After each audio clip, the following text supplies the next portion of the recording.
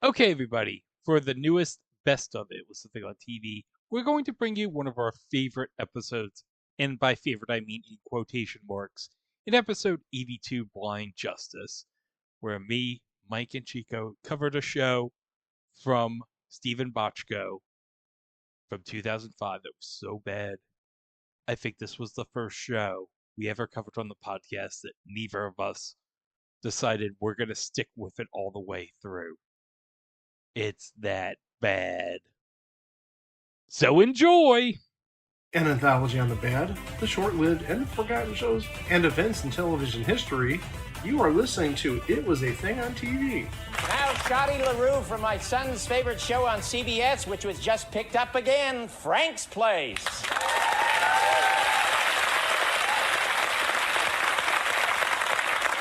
Episode 82, Submission 1108, Blind Justice. Blind Justice aired on ABC from March 8th to June 21st, 2005, for a total of 13 episodes.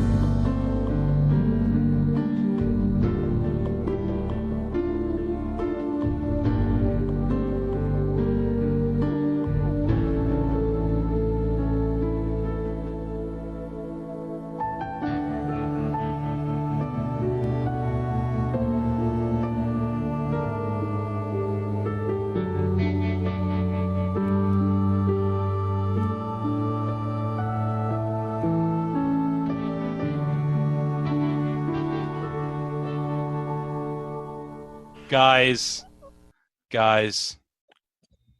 I'm so sorry for this.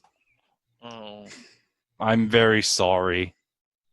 This is the first show I think all three of us, when watching, tapped out and said, "Nope, we're done.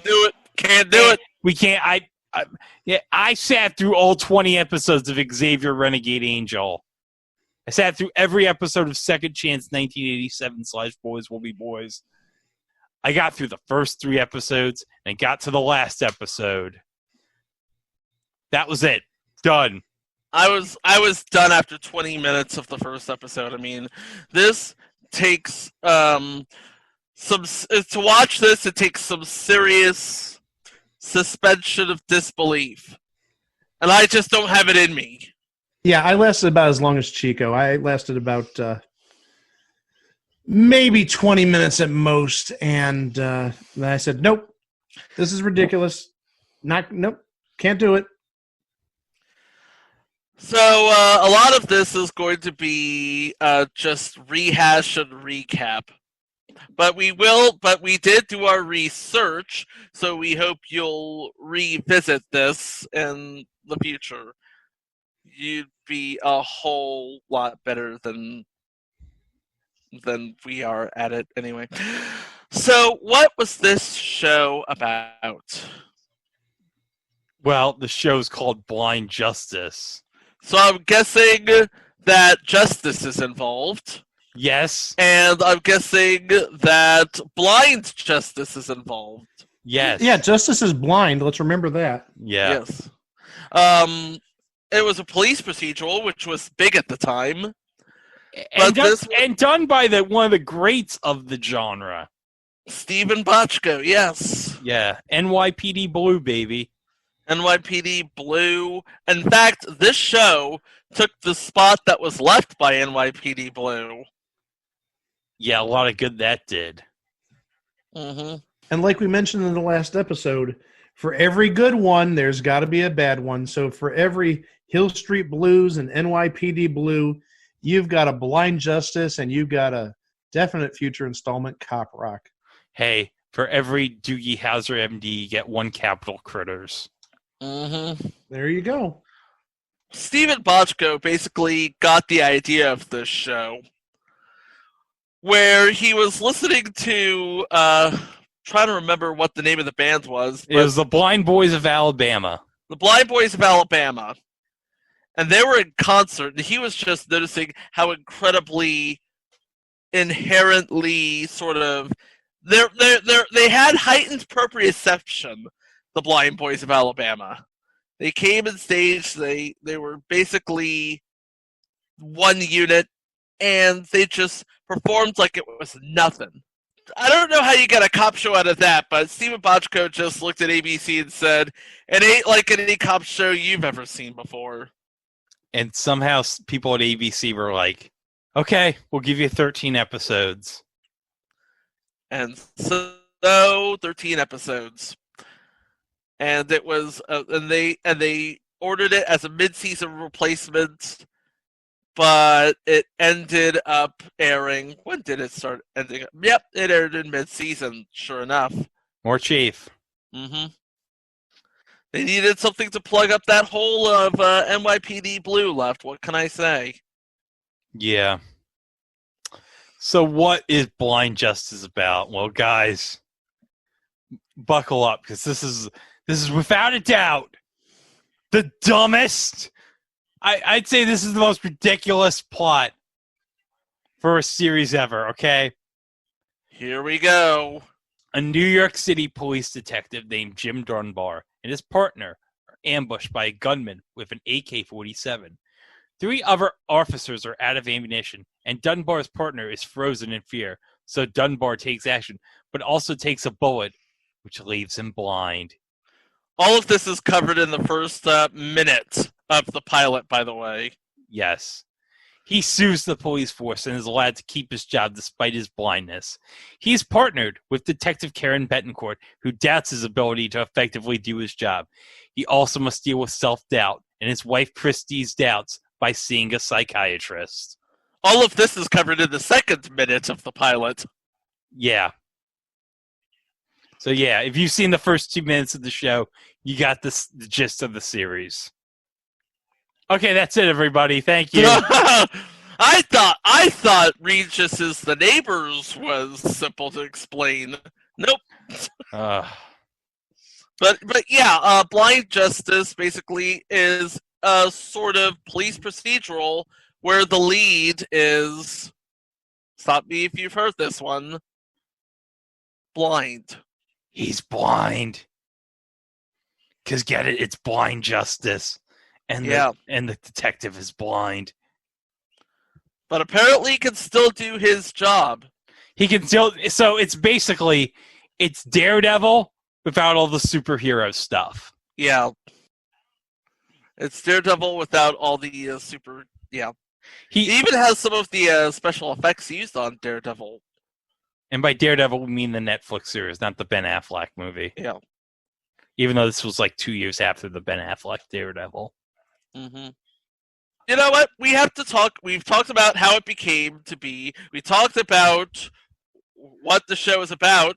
Yeah. Now we have to talk about who was actually on the show. Oh, this is going to be... All right. So we have Ron Eldard playing the lead role in Detective Jim Dunbar. So he's our Blind Justice man. Now, take it. Now, I just want to point this out. Ron Eldard, completely sighted. Yes, they didn't actually get a blind guy for this show, folks. Mm-hmm. But they did end up getting the guy who would be in future installments, Men Behaving Badly. Oh, he's the guy. He's the guy that was with Rob Schneider in the American version. Yes. Oh my God! How did I not realize that? There you go. Oh my goodness. He was also on future installment Bakersfield PD. Well, I'll tell you this much. Ron Eldard, he was no Morton Clunes. See what I did there? Yeah, I totally saw what you did there. Because I was referencing the UK version of Men Behaving Badly, starring the guy who plays Dark Morton. That would be the guy that Ron Eldard plays in Men Behaving Badly. Now, playing his wife, Christy, is Rena Sofer, who would be on Future installment. Coupling. She played Susan. Oh, She wasn't the original choice for Susan, but she played Susan. Oh, that'll be fun when we get to the coupling US. Oh, yeah. I'm looking on her wiki at her filmography. Uh-huh. She played a role on a TV movie called Saved by the Bell Hawaiian Style. Yes, she did. Yes, she did. That better be on the list. Oh, it is on the list. It was long on the list. It was like one of the first things on the list. Oh, you damn right. So she was on that too. Yeah. She played the hottie of the week that Zach was trying to get into. Oh, sorry. Zach Morris is trash. There. We knew that was coming after you said that, yes. And hey, Zach Morris, to tie it back in, was on the final couple of seasons of NYPD Blue. Mm-hmm. There you go. Yep. He was with Sipowicz.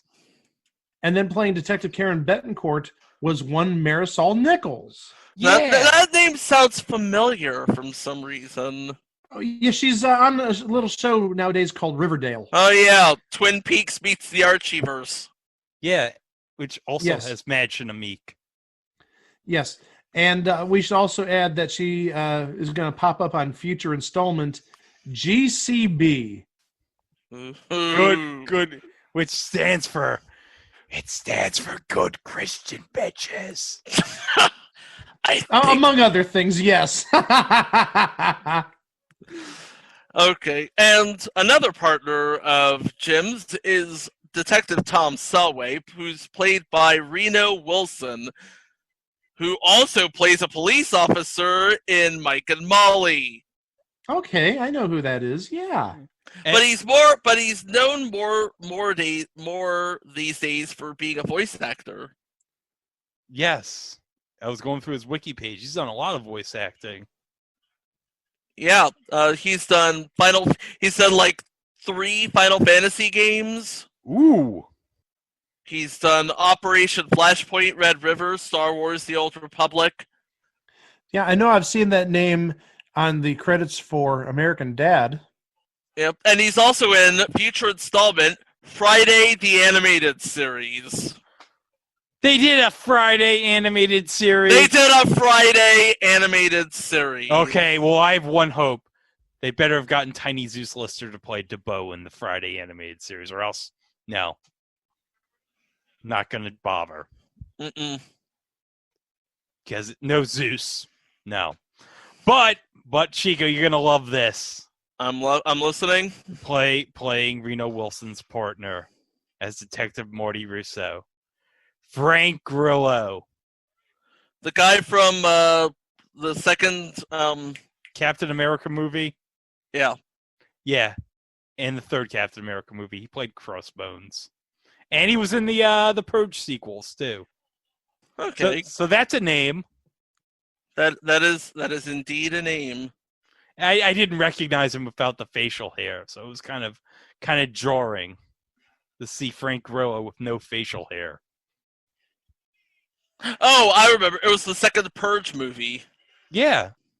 Next is Lieutenant Gary Fisk, who Jim had to sue to get back on the force, played by Michael Gaston, who is known mostly for being on Broadway, but he played Mr. Markle on The Adventures of Pete and Pete, the first episode. Okay. So if you remember that. Yeah. Finally, we have Dr. Alan Galloway, who was played by Saul Rubinek.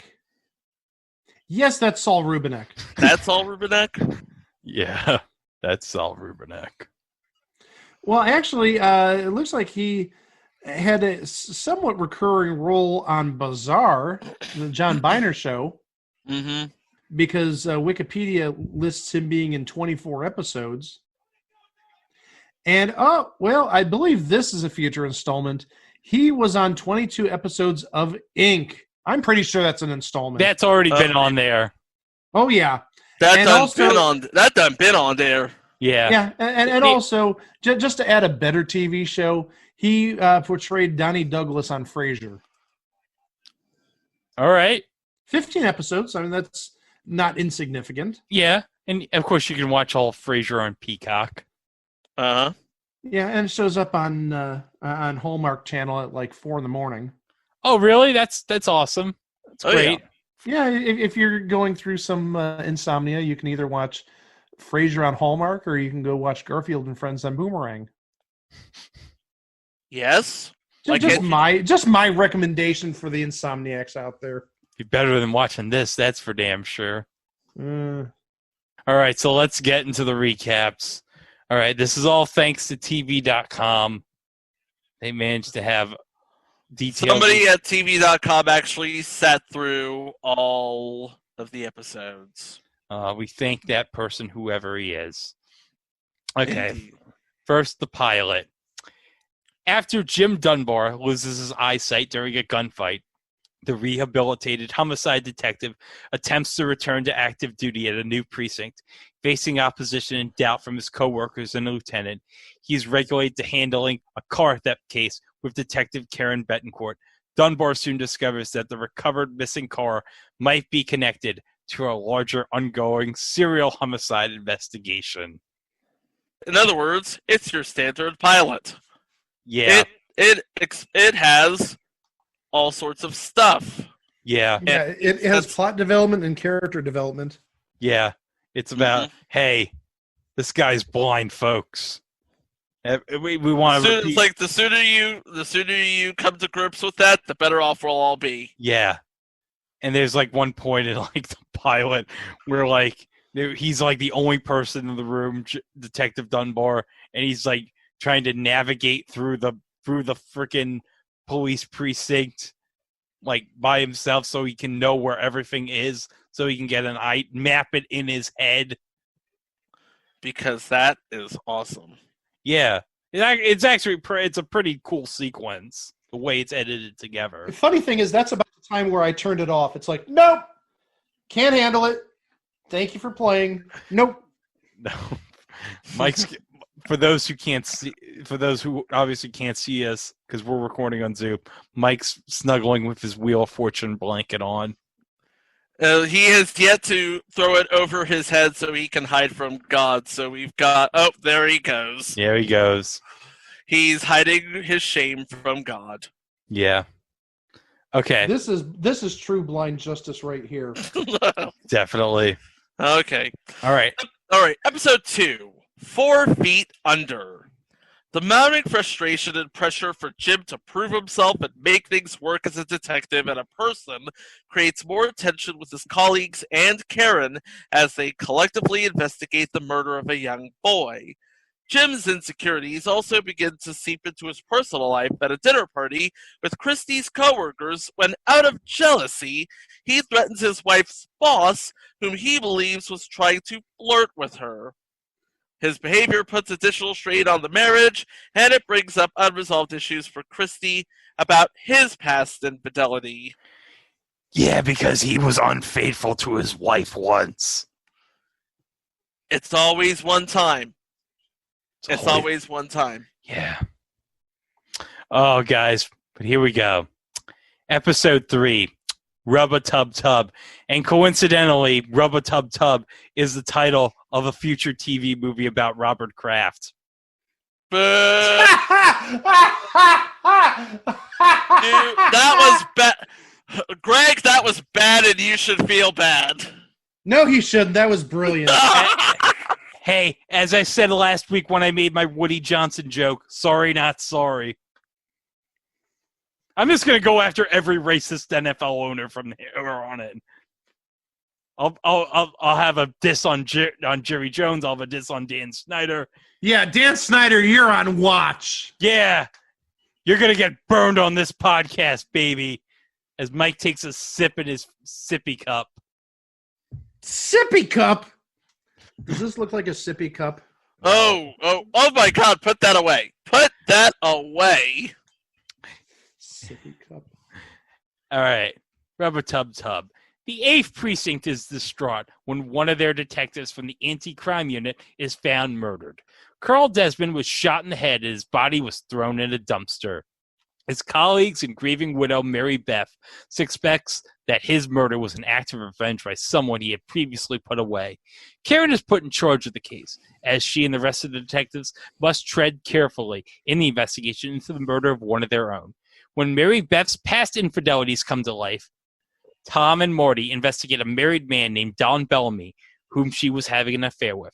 While going in a different direction, Karen and Jim put their reputation on the line with other cops at their squad when their main suspect is Carl's partner, Eric, who had put in a request for a transfer the week before the murder.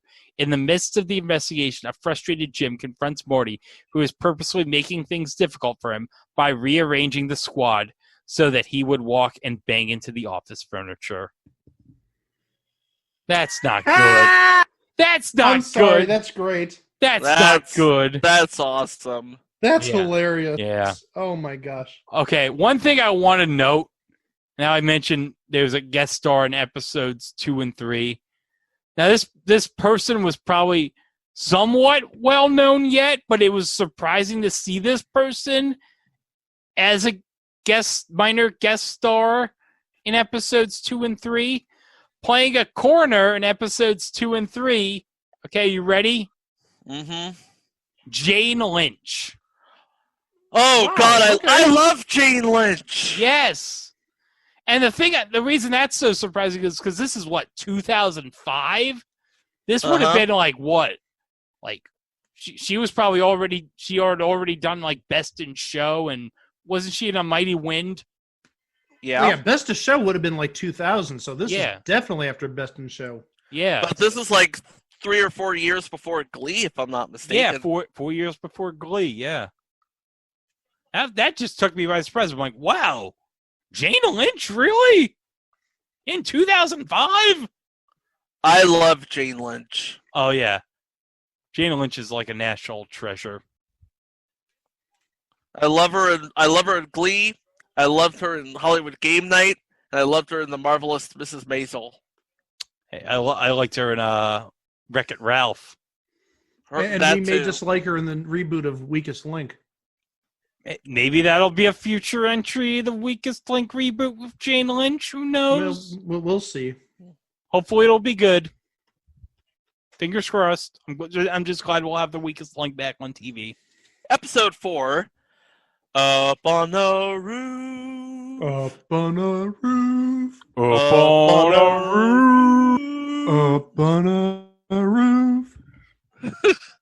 Up on a Roof is the name of the episode. The pivotal moment where Terry Jansen, his former partner, failed to step up and take out the bank robber continues to haunt Jim as he's forced to relive losing his eyesight in a recurring nightmare. This is the first minute of the pilot, by the way. Jim struggles to move on with his life, but a joint investigation with the 77th Precinct pairs him and his current colleagues with Terry and another detective as they investigate the murder of 2 gang members. Oh, man. Oh, so this is where you get into the meaningful PTSD discussions Yeah. and the ramifications of heavy-duty police work. Yeah. That sort of stuff. Episode 5. Marlon's Brando. Oh. This is going to be fun to read. 2 women are brutally raped, and their faces have been branded with a deep, jagged cut by their attacker. See, I told you. When I said this was going to be fun, I meant this is going to be really awful. The detectives interview a white supremacist in prison. Oh, joy. A white supremacist. Named Leonard Mattis, who might be connected somehow with the attacks due to him being related to the victims through blood and marriage. He denies any involvement. They don't believe him, as Mattis's range of power and connections in and out of prison is a major factor in these assaults. Meanwhile, Jim's patience begins to wear thin as his growing agitation over Morty's actions against him becomes more apparent to the other detectives in the precinct. Also, the fear of no longer being someone who is adequate enough to be there for and protect his wife and partner begins to take hold, as the investigation potentially endangers Karen and causes Jim to sporadically visualize Christy as a victim. Greg, I'm suddenly reminded of something you mentioned before the show. Who the real MVP of this series was? Oh yeah, his seeing eye dog. His seeing eye dog was great. I can sort of tell that after hearing these recaps. Hank. Hank. Seeing eye dog was Hank. Yeah, I wonder if Hank ever. Wonder if Hank and Puchinsky ever exchanged phone calls with each other. I don't know. And Mike just put on his wheel fortune blanket and is shaking his head. Like I can't believe you said that. Which is a future entry, by the way, of John Sally, but we're not going to talk about that. Right? Oh God! Is that did we put that on the list? I'm gonna put it on the list right now. Good. You actually made a reference to Puchinsky. I did. And by the way, Mike, still, just remember, I want you to remember this. One day wasn't enough time. It was all because of St. Peter. Remember that. One day is not enough time. It was all because of St. Peter. There you go. We'll talk about St. Peter again soon. Anyway, episode 6, Soul Man. Wait, Soul Man, the show with Dan Aykroyd? No, but that's on the list too. It's already on. Okay, cool. But yeah, this is Soul, spelled Seoul, man. Jim's doubts and fears begin to weigh heavily on him after a serial murderer just claimed his 4th victim bumps into him while he was on his way to work and escapes. He believes that if he still had his sight, he would have been able to apprehend the suspect. This belief is reinforced by Marty's snide comments and the chief of detectives reprimanding Jim for pulling out his weapon in public. The facade of being in control and everything is all right begins to fall apart as Jim struggles to come to terms with the fact that he is no longer the same person he was a year ago. Meanwhile, Lieutenant Fisk attempts to intercede between Marty and Jim as the animosity between the two escalates to an all-new level. What does that have to do with Seoul, South Korea? I have no idea. Blame the guy who recapped this for TV.com. I'm guessing it was Koreatown in New York City. I don't know. Like we said, all of us couldn't get through it. So you're gonna have to accept it. All the episodes are on YouTube, so you figure it out. Episode 7, Leap of Faith. Sam Burglass, who had sought a couple years ago to put away his former swim coach, Warren Doyle, from molesting him when he was a teenager, is found dead after falling 7 floors from his apartment window. Ripped from the headlines! Jim was previously part of the investigation into the deceased claims of abuse, which failed to make a conviction as the case was thrown out due to the lack of evidence. He suspects that Doyle is somehow involved in Sam's death and crusades to have him brought to justice. As the evidence begins to mount against Doyle, Jim believes that he may not be guilty of this crime, as something is off about the circumstances surrounding the death. Still certain that the man they have in custody is a child molester, Jim debates whether he and Karen should investigate further and seek out evidence that could put this man back on the streets and endanger the lives of other children. Meanwhile, Karen begins happily dating a nightclub owner, but Jim learns from a former colleague that this new guy may not be what he seems, as he has an unsavory secret past. Ooh. Everybody has an unsavory past now, it seems like. I just want to know what Hank's doing. Hank's up in here being a dog. Yeah. Like, you go out, do your detective stuff, Jim. I'll just be here, licking my face. Yeah, he's licking his face. Let's go with that. Episode 8, Past Imperfect. Nick receives an ultimatum from Jim to either reveal the dark past to Karen or he will do it for him. Infuriated by this whole no way out scenario, he promises instead to break off the relationship. Ooh.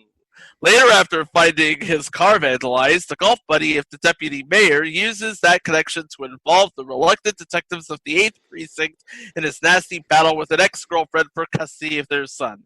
In the midst of all this, Greg Hermanson, an old friend of Jim, who served with him in the Gulf War, comes to visit and purge his soul of something that has been slowly eating at him for years. I don't know what it is either. Sorry. And we don't care. Episode 9, In Your Face. Fact and fiction get all jumbled up in a homicide case involving a man who is shot in the face with a shotgun when the detectives learn of the victim's past activities and discover inconsistencies in the widow's story. Meanwhile, Karen gives Jim a hard time for not going to her first with the information about Nick's past. Okay, one thing I want to note, the guest star in episode 9, In Your Face. Mm-hmm. All right, get ready because this is someone who's going to come up in a future entry. This is a mind blower. I can verify that. Okay. Zachary Quinto. What? That's right. Siler from Heroes and Spock himself, and of future installment, The Slap. What? Oh wait, I know about the slap. The slap. I was the one to put the damn thing on the list. We've already put the slap long on the list, buddy. It's I like know. 900, but oh my god, when we get to the slap, Spock is gonna slap you. Spock is gonna slap the shit out of a kid. Oh boy. And it's gonna be hilarious. That is a future entry for another day, of course. Oh my god. Oh no. What? Episode 10. Oh no, I don't. No. Oh, I almost don't want to read this, but I have to. So, doggone. Oh. Much to the dismay of the detectives at the 8th Precinct, Jim's informant steps up a drug deal with Debbie Diamond, the girlfriend of his recently murdered second cousin. Sonny believes that this will help the police in their homicide investigation by giving them good leverage to apprehend and keep Debbie at the squad for questioning about his cousin's murder. The only problem with this deal is that he scheduled it to take place in a few hours with a blind man interested in purchasing the drugs. Oh no. You won't believe what happens. Oh, I'm just... Yeah. Dunbar poses as a drug dealer while trying to solve a murder, but thugs beat him up and steal his guide dog. That's where it... Okay. No! Don't. Why would you do that to poor Hank? Poor That's Hank. horrible. What did he ever do? What did Hank ever do to you? Yeah, what did the dog ever do to these drug dealers?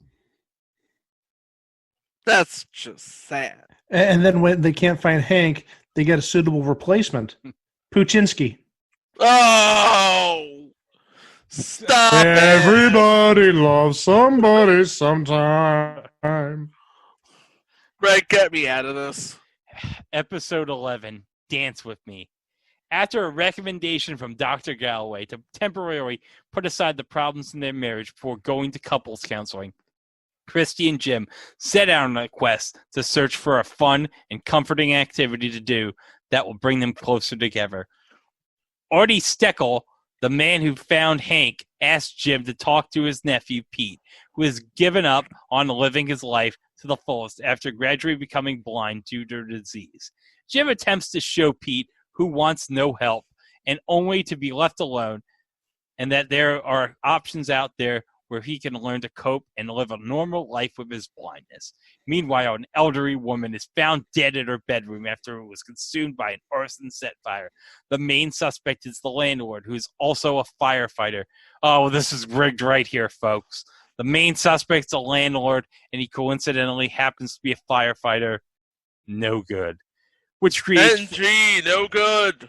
Which creates friction as it stirs up old feelings and a conflict of cops versus firefighters when he accuses Marty of being biased towards him in the investigation due to his profession. Hey, Greg. Yeah. You're a New Yorker. I'm a Long Islander. You're a Long Islander, but you're New York adjacent. Yeah. Can you remind everybody what the relationship between NYPD and FDNY is one more time? It's like the Bloods and the Crips. Yeah. Episode 12. Under the Gun. Uh-oh. While Jim is having dinner with Christy at a restaurant, another patron makes a derogatory statement directed towards her. When Jim asks this person to apologize, the man refuses and then attacks him, which leads to an all-out brawl in the restaurant. In the midst of all this chaos, the satchel containing Jim's firearm is stolen. Unnerved by the whole situation, Jim seeks the help of his colleagues who all agree to search for the missing weapon. The issue of whether Jim should carry a gun or not again comes into play as things go from bad to worse when it's suspected that his revolver might have been used by an unknown assailant to murder a 17-year-old boy. Wait, with connections to drug dealers. Oh, what a shocker, folks! I'm shocked. I'm shocked. There is gambling going on in this establishment. Yeah. You're winning, sir. Thank you. All right. So, of course, we get to the final episode, episode 13, Fancy Footwork. Now, this episode aired. Now, the 12th episode aired on May 31st, 2005. This episode was burned off on June 21st, 2005. And this is unbelievable. You know when it was burned off? After Game 6 of the NBA Finals. Yeah, Chico, burned off after Game 6 of the NBA Finals between the Spurs and the Pistons. And this episode was not even shown on the East Coast. They aired it on the West Coast after Game 6. It was it was in one area of the country they burned off the final episode. And because it was a regional broadcast, technically, it didn't even get a national rating. Nope. No. Okay. So what happened on this episode? Yeah. Dunbar investigates the murder of a boxing promoter. And then, to follow up on the previous episode, he tries to decide if he should give up carrying the gun. And you know what, guys? He decides he's going to give up carrying the gun. And he gets a round of applause, like, great job, Jim. Yeah. Yeah, cue the video of Leonardo DiCaprio just applauding. Yeah. You're blind, and you're not going to accidentally shoot people with a gun. Good on you, Jim. And the last scene is, like, him dancing with his wife. And it's all, like, black and white. Yeah. That's how the show ends. Mm-hmm. So it seems like there was a lot of things going on here with a lot of solid leads and the creative power of Steven Bochco. I just have to ask, what went wrong? But then again, I'm looking at who wrote the darn thing, and it seems like, was this one of those deals where the executive producer with all the muscle just puts his name on it and lets whatever happen. Yeah, it's probably what it is. Like Steven Spielberg on Tiny Toons and Animaniacs. Yeah, it's like, here's the idea. Matt Olmstead and Nicholas Wooten just weren't strong writers. Yeah, it's like, here's the idea. You guys run with it. Whatever. So it seems like that's what happened. Meanwhile, I seem to have both a good and a bad review here. Okay. Alessandra Stanley of the New York Times said that Blind Justice is at its best when portraying how people react to the character Jim Dunbar. makes sense. The scenes at the precinct when he first returns to work are intelligently and delicately written. His heroism and the groundbreaking lawsuit he filed turns him into a celebrity cop, and his colleagues on the force greet him with graceless courtesy and palpable resentment. Dunbar is blind, but in a previous generation, he could have been black or female and encountered a similar kind of churlishness. Yeah. So yeah, I totally get that. I mean, that makes sense. On the other hand, you have Robert Bianco of USA Today, who said, "As bad ideas go, oh, Greg, you're going to like this.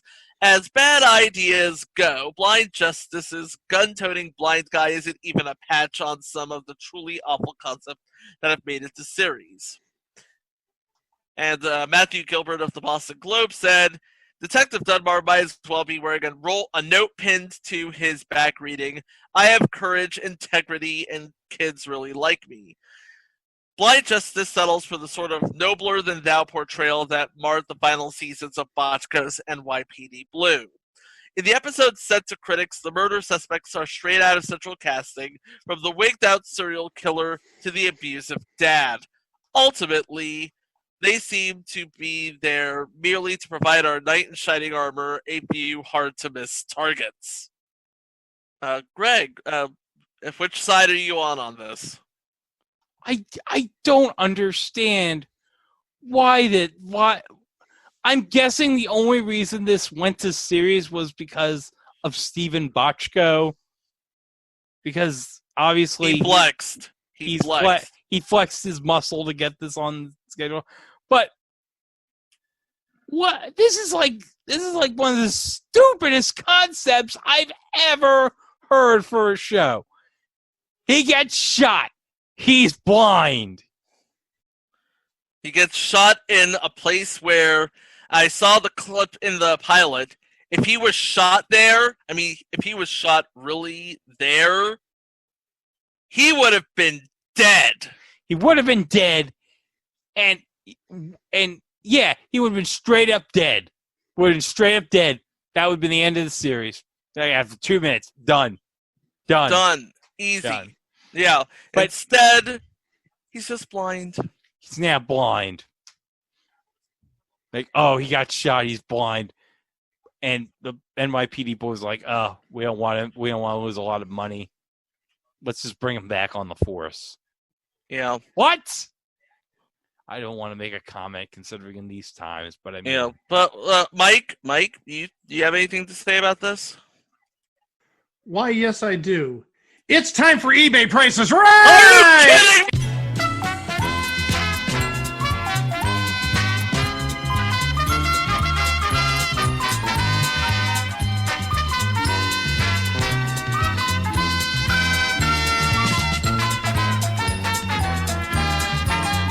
Yeah, believe it or not, I found something that ties into the TV show.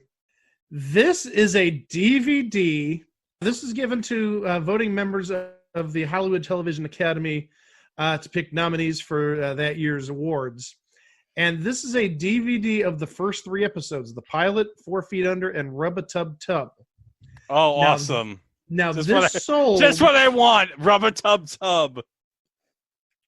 Now, this sold on June 24th, okay? All right.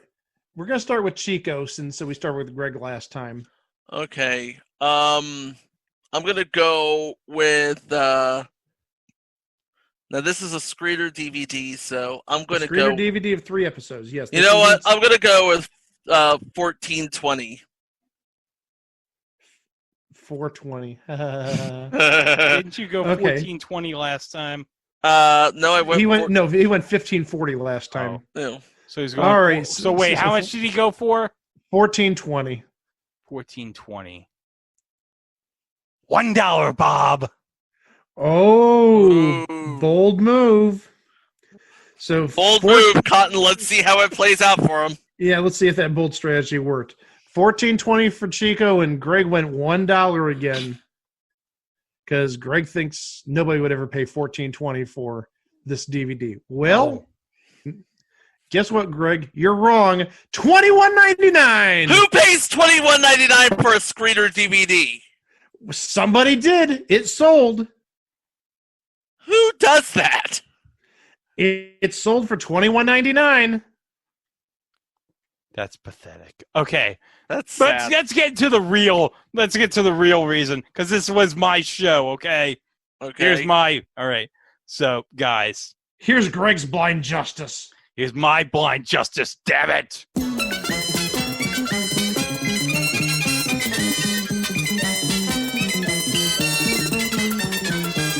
You guys are bidding on a handmade European bronze statue of blind justice. Yes, you are bidding on a handmade statue from Europe in bronze of the blind justice statue. Ooh. Okay. So, guys, this will not be dollars and cents. You're just bidding straight up dollars. Okay. So I will start the bidding with Mike. Okay, you said it was handcrafted. Okay. And you said solid bronze? And Solid bronze. handcrafted And European European. solid bronze statue of Yes. Okay, so this had to be money then, because it's not cheap doing that by hand. Does it say anything about weight or height or size? I'm just reading what it says in the description. Okay. Well, I think it's going to have some sort of value, so I'm going to say $149 even. Okay. Chico, your bid. I love you, Mike. $150. The price of the handmade European bronze statue of blind justice. $205. Yay. That's an expensive paperweight. I'll guarantee you this. When we get the life-size statue of McLean Stevenson, that's going to look like nothing compared to that. Oh, when we get the life-size McLean Stevenson statue, I'm going to put a bandana around his head so he's blind justice. We'll get like a Hulk Hogan bandana. We'll tie it around the McLean Stevenson statue. Just get a set of scales. You're good to go. Yeah. But guys, blind justice. It had justice, and it was blind. You know what, guys? Mm-hmm. In 2005 on ABC, in a year where ABC was coming back from airing Millionaire from like 4 nights a week, and they were recovering from the overload of Millionaire. They came back with Lost and Desperate Housewives. They had Blind Justice, and guys, it certainly was a thing on TV. Yep. Yeah. That dog, though. Oh, Hank, he's the real star of the show. Hank made that show. Yeah. It should have been a spin-off show involving Hank. I would watch the crap out of it. Oh, yeah. It was 15 years earlier. It was a pilot called Puchinsky. Well, you can hear more about Puchinsky and all the other shows that we've done so far at our website. It was a thingontv.com. There you'll find more about the show, more about us, all of our social feeds on Jack Dorsey's Hate Box, Mark Zuckerberg's Hate Box, Instagram, Tumblr, Mike's Discord, and of course, our good friends at the Place to Be Nation Pop Feed. Because if you're listening to this on Place to Be Nation Pop, this is the end of the episode. We got another episode like scheduled this week, but this is like in the middle. That second episode you heard on Place to Be Nation Pop's the middle, but in our regular timeline, it's the next one after this. I know it's confusing, but whatever. But yeah, in the latest drop that came out this week, we had Kondo and the Noel Edmonds show, and those were some fun times there. Both of those episodes. Santa Maria! Santa Monica! Interesting thing, we were talking about the Noel Edmonds show, And it actually got a few good hits on our Facebook feed. Yeah, because we got like what was it? It was Allison who commented on our Facebook feed saying about Yeah.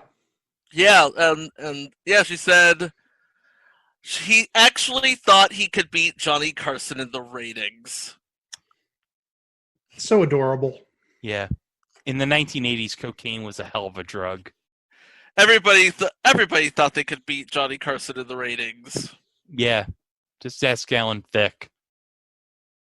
What do we have next time? Let me see if I can't drag Greg back in here. Yo, Greg, what do we got next time? He doesn't know either. What do we have next time? Oh my gosh! If you thought we went off the rails, Oh no! If you thought we went off the rails the last 5 minutes, oh my gosh, we're gonna go completely off the rails next week. Both shows. Oh my gosh! Wow. You know what? That's all I can say is wow. Buckle up. It's gonna be a ride. Yeah. Oh, it's going to be a fun ride. We got two. Oh, one of them I know Greg has been eagerly waiting for the better part of probably about 3 or 4 months. But actually, both of them are going to be like really hilarious shows because they're both amazingly great entries. The first one is something that all three of us are giant fans of, so we'll definitely go into a really deep dive into that one. Yeah. Hey, Saddam Hussein, I hate you. I hate all of you. That's your hint. And I'm not even going to give a hint for the other episode because I do, I'm going to die laughing. I'm going to literally die laughing. He'll just be out of it. Yeah. Hey, exactly. I'm going to give you one. I'm going to tease you with this. When I read the title of episode 84, it literally might take a half hour for me to try to finish the title. I might have to do the read for that episode. It might be, remember when Charlie Steiner was trying to describe Carl Lewis singing the national anthem? Francis got off key. Yeah, and he couldn't stop laughing. That's going to be me. It very well could be, yes. But that's all coming up next week, right here on It Was a Thing on TV. Wow! Boy, how about that ABC? This is unbelievable. A couple of years ago, they were in such bad condition. Nobody was watching. They were in such poor shape. They were losing money left and right. Things were so bad at ABC that they actually invited Paul and I to go over there and do the show. That's how bad. They were that desperate. Man, but now they've bounced back. They have the wonderful blockbuster show Lost and Found, and then they have a. I'm sorry? I think it's just Lost. Lost, isn't it? I thought it was. You may be right. Yeah. I think it's Lost. And then they followed that up with Careless Housewives, and now. Desperate Housewives, everybody. They have a brand new show called Blind Justice. Blind Justice. That's amazing. Have you folks seen Blind Justice? What is that one? Well, it's about a devoted cop who believes he can still do some good work on the force, even though he has no sight. Oh. He's a sightless policeman. I see. Still out there, pounding the beat, busting up crime and arresting thugs. It's called Blind Justice. Blind Justice. And it's a blockbuster hit. Here, take a look at a promo for this upcoming show. Watch. Don't come any closer. I swear I'll shoot. Just put the gun down and let's talk this out. Stop talking. Drop the gun. You leave me no choice.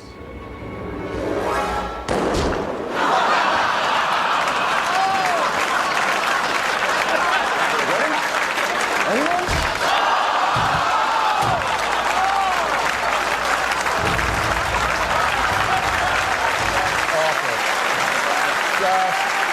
Awful. Just awful.